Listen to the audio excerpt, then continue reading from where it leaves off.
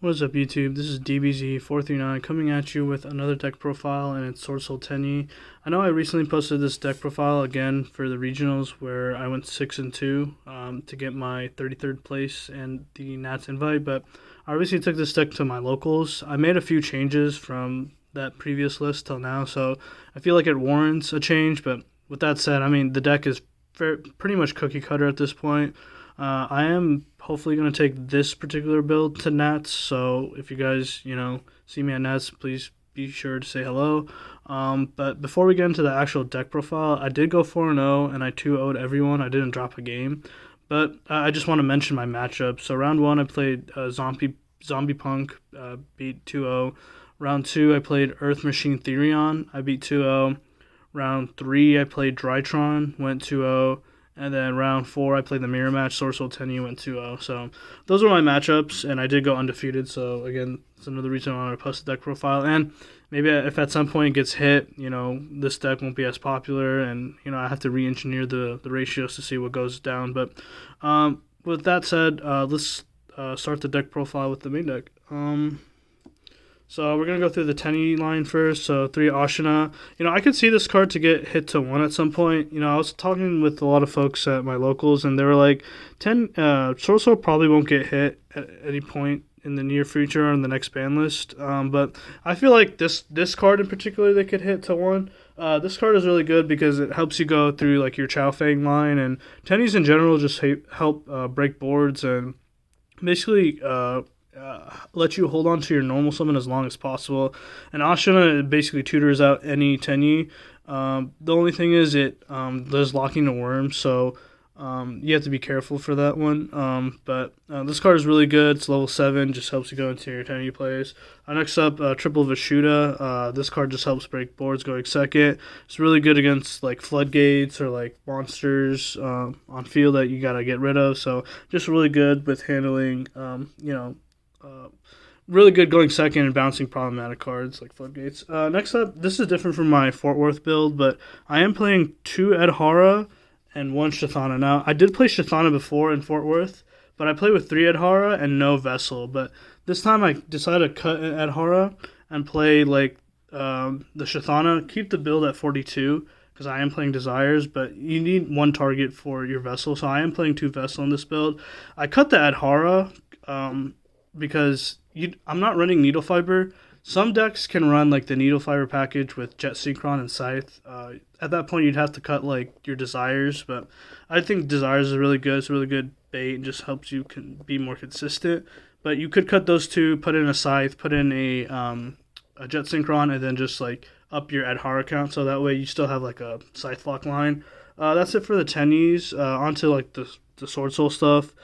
Triple Ecclesia. I'm seeing a lot of builds cutting to 2. I think honestly it's because they just don't want to pay for the 3rd one. But I just think this card is really good. Sometimes if you draw multiples it sucks, but it is a tuner, so if they ever like disrupt your Mo Ye normal, you can special this and just like either obviously go into like Taia, but like Mo Ye plus this is a tuner, so you just synchro into whatever. Really good going second. No need to explain that, and it's a quick effect, so I like it at 3. Again, triple Mo Ye.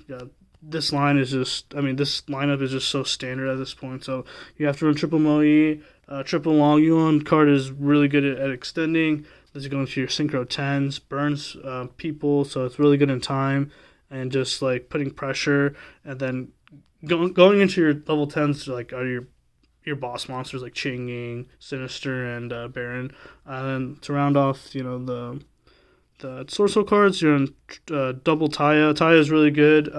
It's a starter mid to late game because you don't need to reveal anything in hand, and your graveyard's pretty much loaded. Helps chain block your Baxia for double spin, so that's really good. Personally, my favorite Swordsoul, and helps you also dump and fuel your graveyard. So that's it for the Swordsoul and Tenyi lineup. Next for like the hand traps, I'm playing triple Nibiru. I did not main this in my Fort Worth build. This was DD Crow, but now that the format is shaping up a little bit more, a lot of folks are pivoting to like adventure combo builds. So I think Nibiru is a main deck lock, and I will continue to keep this card in the main going into Nats because it's really good when you couple it with another hand trap like Ash, and because if they set up a negate before their 5th summon like Griffin, you can bait with like Ash or Valor, and then I also run Imperm, and then you can drop the Nib, and you can effectively end their turn. Dragon Link is becoming very popular with Adventure Engine, so that deck, you really need at least 2 hand traps to slow down. But even then, if they open the gas, like, they can just keep pushing through even, like, Nib and Valor. So I think it's a hand trap format. You just got to slow folks down. And Swordsoul is just a really good mid-range deck that can run, like, 12 to 15 hand traps, and then just run, like, the rest of the engine, and you'll be fine. And then the Tenyi engine itself can help break boards going second. And then some folks even just opt to go like pure blind second Swordsoul. I'm not doing that. I want to go first with this build, but if I don't, so be it. Hopefully open 2 hand traps and just proceed to break the board going second. For the spells, Triple Emergence, no need to say much on this card. It is basically the Rhoda of the deck and helps modulate levels if you like banish it off of Taia, for example. Also, it's a Swordsoul name, so you can reveal it off of Mo Ye or pitch it off of Longyuan. Next up, you're running double Vessel and double Circle. So Circle is something that I didn't play at the Fort Worth Regionals. I tried to test that locals. I didn't really use it at all, to be honest with you, but in theory it's good because it helps dodge Imperm Valor.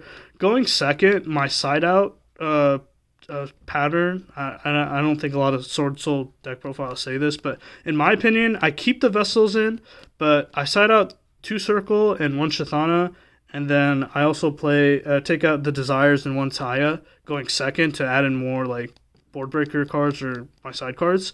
I still keep Vessel in going second just because it's paired with a Tenyi, it puts a lot of pressure because you can play without your normal and you can like go through Tenyi line and like go Vishuda and like bounce cards, or you can go like Baxia and then like spin cards without your normal. So a lot of folks, like I see a lot of Swordsoul deck profiles, and to be honest, like a lot of folks are like high on Circle going second. I mean, again, it does dodge Imperm Valor, but in terms of my siding patterns, I like to side out in groups of 3. So Shthana 2 Circle and Taia 2 Desires is like my siding pattern. And again, like I said, to round out the spells of 2 Desires, again, I just think it's way more impactful than like Scythe, Jet Sync, Unlock, and I don't run Hulk, but that is another viable option that people can run. To round off the deck, the main deck, triple Imperm. So that's 12 hand traps in the main, and then the 1 Blackout. I see some profiles like thinking of maining 2, just because if you Desires banish 1, like Blackout's a really good card. I could see it being bumped up, but I really want like a rarity upgrade for this card, hopefully in the Megaton, so we'll see. That is for the main deck. That's 42 cards. Let's go on to the side deck real quickly. So again, I did change this for my Fort Worth build. So triple Droll, this card I think is really good against Flunder. It's really good against Drytron and even the new Punk Synchro build. So I think Droll is a staple lock. This is new. This was Nibiru in the side, and I had DD Crow in the main. Now I promoted Nibiru into the main, and now I'm putting Dark Ruler in the side. I just think because they usually don't Scythe lock you in standby phase with DPE Dagda, so you get priority in main phase. So if you drop Dark Ruler, and you can effectively break the Punk Synchro board, even if they end on Herald, so that's really strong. I think it's pretty. It's even good against like Flunder, for example. I think Dark Ruler no more is a really good side option now. And then another change I made, I was playing Cosmic Cyclones, but now I pivoted to Twin Twisters. It sucks against Scythe lock decks, but I think it's good against like decks that run like multiple Floodgates or like multiple back row, like Dynamorphia or a Flunder, or even in the mirror match they'll set like multiple. So like I think it's really good, and you can like mitigate the pitch discard effect because you just pitch like a Tenyi, for example. So I like Twin Twisters, but let me know in the comments if you guys think I should be running Cosmic Cyclone. Next for Board Breakers going second, Triple Evenly Match. Again, I think this card is really good against like back row decks, against Flunder. It just get against Rogue also. It's just I think it's a really good card, good against Despia, needless to say. So yeah, I think Evenly Match is good. And then for going first, Triple Anti-Spell. I was thinking of playing Dim Barrier, but I think Anti-Spell just touches more bases. Like it touches like the Adventure Engine or Despia or Flunder. It's really good. I was thinking of playing Dim Barrier on the side, but I really don't know what to cut from the other like going second card. So you guys let me know if I should be playing Dim Barrier and what I should cut. Again, that's it for the side. Let's go on to the extra deck. I'm playing Triple Monk. In the Fort Worth build, I was not playing Triple Monk. I was playing a Baguska, which Baguska did come up one game in the regionals, but here in locals, I really like Triple Monk, and that's the change that I admit that I was going to do after regional. So I am playing Triple Monk now. The one Shaman, this actually doesn't come up as often, but it's still really good in theory, being able to revive like Taia and then going into Berserker, which is good.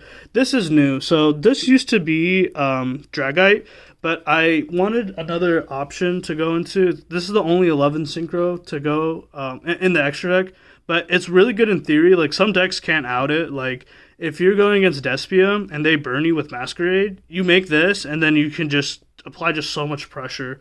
Obviously, a pro tip, don't go for game. Don't attack your opponent with this unless you know you can go for game. Otherwise, just sit on it until you can, establish control of game state. For the Synchro 10s, one Baron standard, one Sinister standard. Again, not really much to explain here. Everything from here on out is standard. So this was Dragite, and the third Monk was Baguska. So right now I'm testing, Punisher and the third Monk. Third Monk will definitely make the cut going into Nats. Punisher still needs more testing, but in theory I like it. The last of the 10s, one Chengying for going second and breaking boards. For the 8s, we have one double Chixiao, broken card searches and quick effect imperm. One Berserker, again, once you're locked into Tenyis, you need options to go into. And then for the 8s, again, closing double Baxia. Personally, my favorite card, or the MVP of the extra deck. So good going first because it lets you go like Chaofeng, but then going second, chain blocking it, and just like clearing back row or clearing like problematic monsters. So good in the mirror match as well. Granted, you baited their Chixiao. Last of the synchros, one Yazi. You make it with like Adhara, specialed off of of Ashuna, and then syncing with your Longyuan to effectively make Yazi, and then you can like pop stuff and then float into like Taia or Mo Ye, depending on what your hand is. Alright guys, that's it for the deck profile. Leave a like if you liked the video, and please consider subscribing to the channel. It really helps me, and motivates me to continue to push out content. Thank you guys so much for watching, and have a nice day.